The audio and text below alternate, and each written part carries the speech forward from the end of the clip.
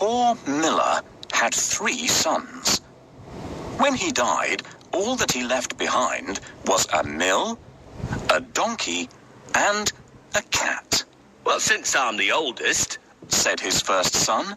I'll take the mill. The second son quickly added, and I'm next. I'll take the donkey. They looked at their younger brother, Marquis. How lucky you are! You shall have the cat, the brothers said, and laughed out aloud. The poor fellow shook his head as his brothers left. It was not fair at all. My brothers can make a fine living with a mill and a donkey, but what about me? I'm stuck with Puss, said Marquis, wringing his hands in despair. Puss had been listening. He stretched and yawned loudly.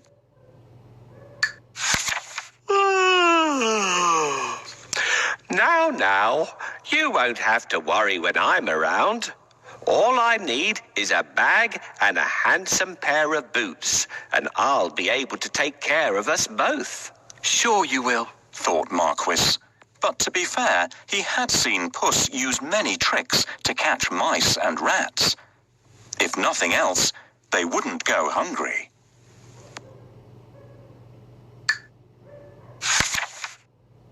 Our father left us some property in his will. I can't help thinking that it's been divided unfairly. Do you remember what I got?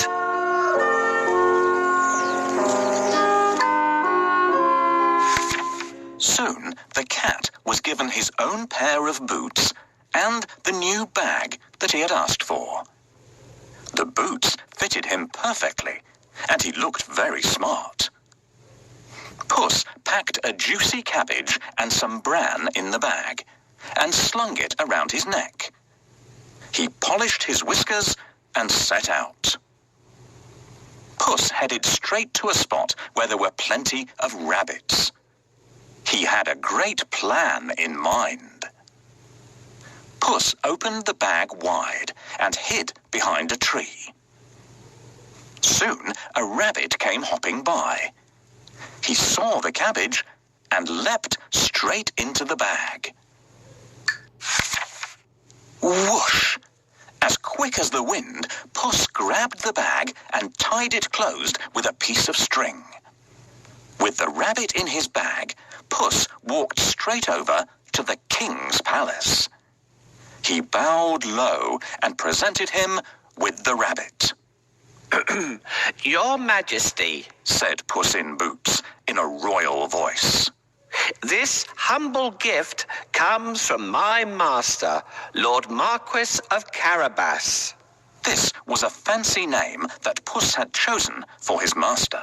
What a thoughtful gift, said the king, who loved roasted rabbit. The next time, Puss managed to catch a brace of partridges and took them once again to the king. This is wonderful. Tell your master I'm very pleased, said the king, who loved partridge stew even more. This went on for 2 months. Puss was becoming an expert at catching game, and the king was getting plumper. First, I need a bait for the rabbit. What do you think rabbits love to eat? Puss knew a lot of things. He was such a clever cat. For instance, he knew just when and where the king would be out riding in his carriage with his daughter. I think that the Marquis and I should go out for a walk today, thought Puss one sunny Saturday. Puss took Marquis down to the riverside and spoke to his master. Today could be your lucky day. If things go to plan, you'll make a fortune, said Puss. Clip, clop, cling, clang. Puss heard the sound of a carriage approaching.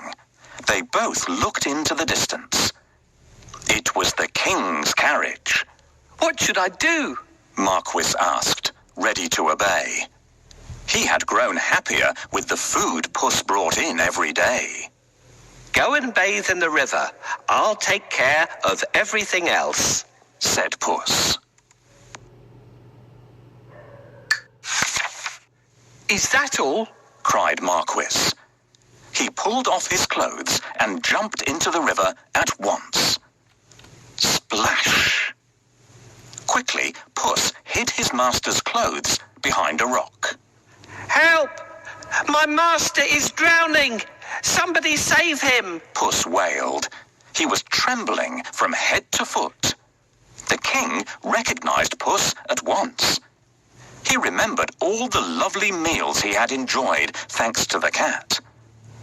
The king jumped out of his carriage. Go and save him, quickly! The king said to his servants. Puss said to the king, Your Majesty, some nasty thieves have stolen my master's clothes. Is that so? Don't worry. I'll find a suit for him, said the king. He ordered one of his servants to fetch some fine clothes. Soon, Marquis was pulled out of the water, and the king's servant handed over a handsome suit for him to wear. As soon as Marquis put on those clothes, he looked just like a prince. He stood tall and handsome, and smiled shyly at the princess. Surprise, surprise, the princess fell head over heels in love with Marquis. Master, I have a great idea. All you need to do is go and bathe in the river. I will take care of the rest. Well, all right, that's easy. While he's bathing, I need to hide his clothes. Can you think of a good place to hide them? Puss grinned. Things were going just as he had planned. But he had more work to do. If you will excuse me, I'll go and make suitable arrangements to receive our king at the castle, Puss said. Marquis was puzzled because he didn't live in a castle. But he kept quiet. Puss ran ahead and met some men mowing the fields. My good fellows, stop your work and listen. The king is coming this way, and you are all in grave trouble. The only way to save yourselves is to say that these fields belong to the Lord Marquis of Carabas, Puss announced. The mowers looked at Puss in surprise. They were scared. This Lord Marquis must be very powerful, they thought. They agreed to do exactly what the cat said, to save themselves. Puss went ahead and saw some men and women reaping grain in a field. My good fellows, you can reap later, but listen to me now. The king is coming this way, and he'll make mincemeat of you unless you say that these fields belong to the Lord Marquis of Carabas, Puss announced. The reapers were very puzzled, but they definitely did not want to become mincemeat. They promised to tell the king that the fields belonged to nobody but Lord Marquis of Carabas.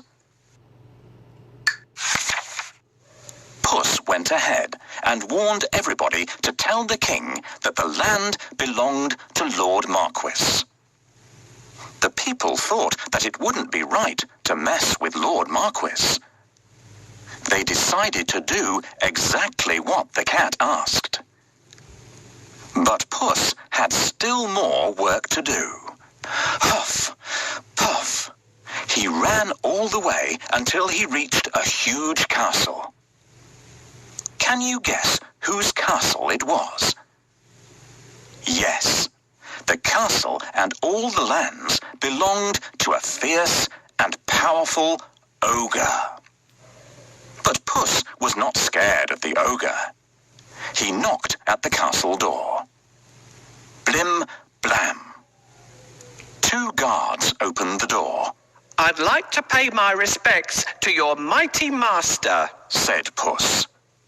The guards knew that the ogre loved anybody who admired him. So they let Puss in at once. Puss bowed low to the ogre. I have heard much about your great powers. Is it really true that you can transform yourself into any animal you wish? Asked Puss. Even a lion? Watch me, said the ogre. Right before Puss's eyes, he transformed himself into a mighty lion. He roared so fiercely that Puss sprang up the curtains in fright. The ogre laughed loudly. That's amazing, said Puss. But I bet you can't turn yourself into a small creature. That's the most difficult thing in the world. I can, said the ogre. No, it would be impossible for a mighty ogre to turn into something like, for instance, a mouse, said Puss. Oh, really? Asked the ogre, snapping his fingers. Boom! The ogre became a tiny mouse and scurried across the room. Quick as lightning, Puss pounced on the mouse and ate it in one gulp. Puss licked his lips. He clapped his hands 3 times and summoned all the people living in the castle. The ogre is no more, Puss announced. Will you accept Lord Marquis of Carabas as your master? He is kind and just, good and generous. The guards, maids, cooks, servants, and everyone else in the castle looked at Puss in surprise. But they nodded at once. They had never really liked the ogre anyway. Puss ordered everyone to prepare a feast for Lord Marquis and his very special guest, the king himself. The coach with the king, the princess, and my master will be here soon. I have to wake up the ogre right away.